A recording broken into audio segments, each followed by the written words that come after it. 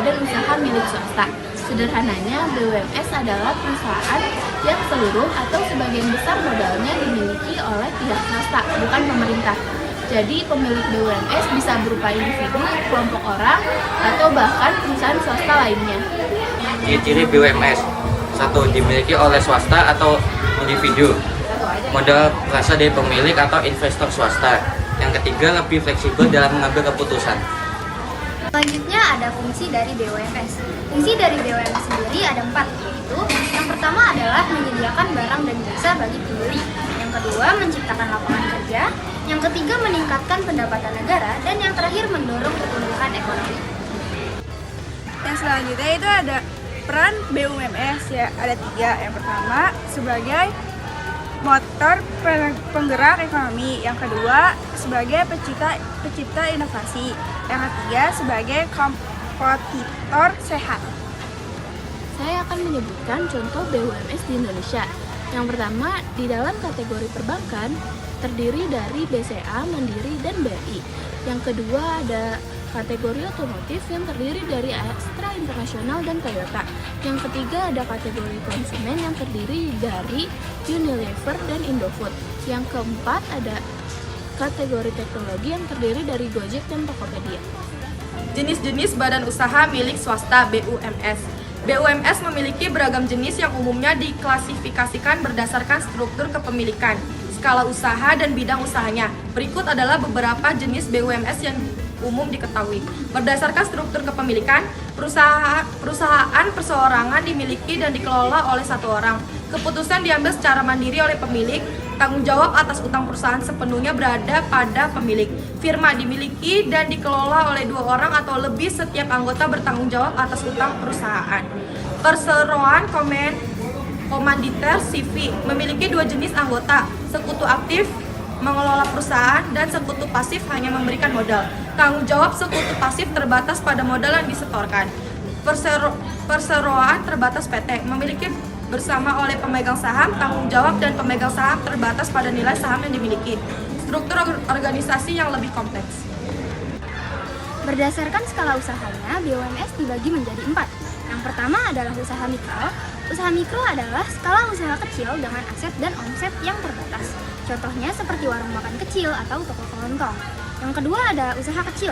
Usaha kecil skala usahanya lebih besar dari usaha mikro, namun masih memiliki keterbatasan dalam hal modal dan sumber daya. Contohnya seperti bengkel mobil dan toko pakaian. Selanjutnya ada usaha menengah. Skala usaha yang lebih besar lagi dengan kemampuan produksi dan pemasaran yang lebih luas. Contohnya seperti pabrik garmen dan perusahaan distribusi. Yang terakhir adalah usaha besar.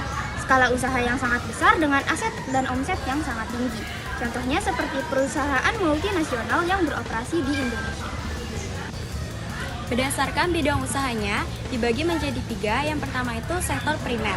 Ini berhubungan dengan pengelolaan sumber daya alam. Contohnya pertambangan, pertanian, dan perkebunan. Yang kedua ada sektor sekunder. Berhubungan dengan industri pengolahan. Contohnya manufaktur dan konstruksi. Yang ketiga ada sektor tersier. Ini berhubungan dengan jasa. Contohnya perbankan, transportasi, dan pariwisata. Berpikir persiapan meeting hari ini apakah sudah siap semuanya? Sudah Pak, kita sudah bisa memanggil Bu CEO sekarang. Kalau begitu, saya izin lebih sebentar untuk memanggil Ibu Siro di ruangan yang sekian.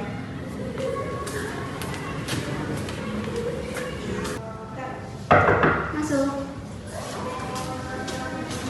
Selamat siang Bu Mega. Selamat siang Nurmaya. Saya izin menginformasikan persiapan telah selesai dan seluruh jajaran direksi yang telah bersangkutan telah menunggu di ruangan. Baiklah, mari kita mulai.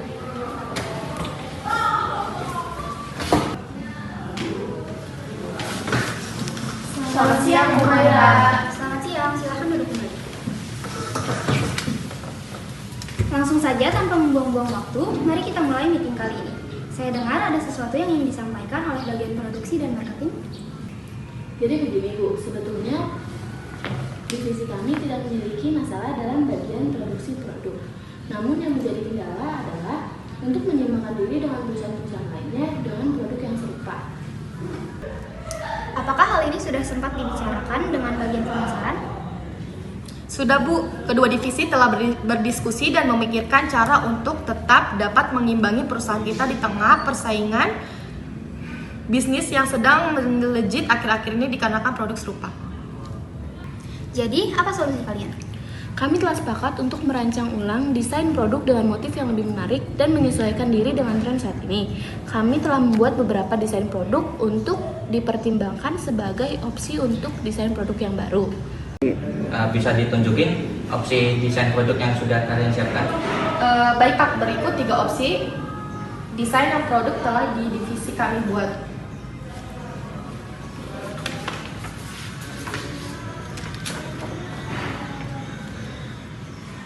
Bagaimana semuanya? Kira-kira desain mana yang ingin disetujui untuk desain produk kita yang baru? Kalau saya pribadi menyukai desain pada opsi pertama. Saya juga setuju dengan opsi pertama.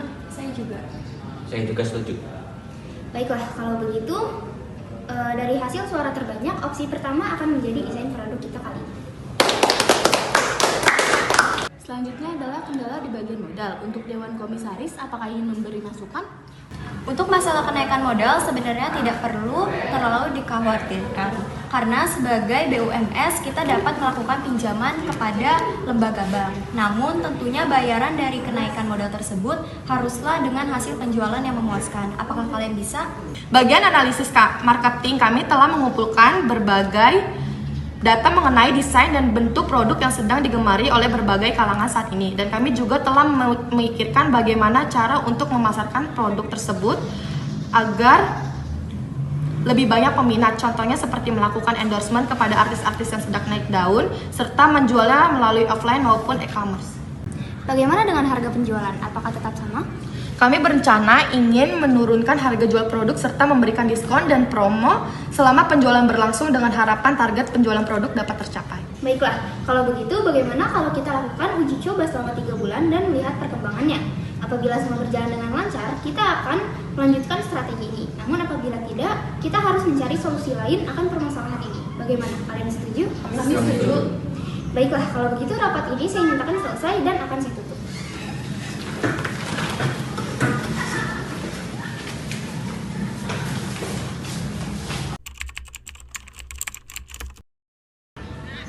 Selamat siang semuanya. Siang semuanya. Ya, silakan duduk kembali. Pada rapat kali ini, kita akan membahas mengenai penjualan produk kita yang telah diubah selama 3 bulan terakhir. Langsung saja dari bagian produksi terlebih dahulu, silakan memberi laporan. Baik Bu, produksi selama 3 bulan terakhir ini memang meningkat dikarenakan desain produk kita yang telah diubah menjadi lebih menarik serta banyaknya promo dan juga penurunan harga produk. Oleh karena itu, target penjualan produk dapat tercapai. Bagus, bagaimana dengan bagian marketing? Apakah semua berjalan dengan baik? Sebetulnya tidak Bu, memang benar apa yang dibilang oleh bagian produksi bahwa target penjualan produk setiap bulannya tercapai bahkan kadang melebihi. Namun kendalanya adalah di laba yang kita dapat. Karena menurunnya harga jual dari produk kita meski banyak yang membeli namun ternyata belum bisa menutup target keuntungan yang ingin perusahaan kita dapatkan. Kalau begitu, kita harus menyusun ulang harga jual produksi, lalu menyesuaikan dengan modal yang dibutuhkan. Untuk promo dan diskon pun kalau bisa mulai sekarang jangan terlalu sering. Setidaknya selama 3 bulan ini sudah cukup untuk membranding desain produk kita yang baru. Tapi Bu, apakah pelanggan menerima kenaikan harga kita? Tenang saja, kenaikan harga setelah memberi diskon besar pun wajar. Apabila memang pembeli kita menurun pun berarti memang bukan mereka target pasar kita. Selama target penjualan dan keuntungan masih didapatkan, semuanya akan berjalan dengan lancar. Kalau begitu, seperti saran dari komisaris, dimohon kepada divisi produksi dan marketing untuk menyesuaikan ulang harga produk.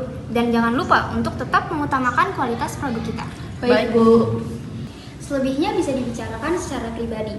Oleh karena itu, rapat ini saya tutup dan semoga kedepannya penjualan kita kembali normal seperti sedia.